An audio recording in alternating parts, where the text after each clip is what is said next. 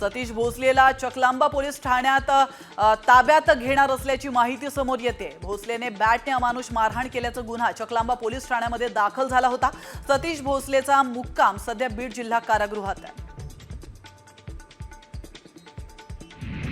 लातूर शहरातील अनेक भागात काही दिवसांपासून गढूळ पाण्याचा पुरवठा होतोय।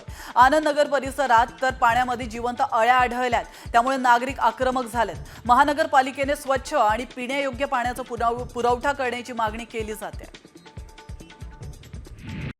कॉमस्कोर नुसार आता isakal.com आहे देशातील नंबर 1 ची मराठी न्यूज वेबसाईट। प्रत्येक अपडेटसाठी isakal.com ला नक्की भेट द्या।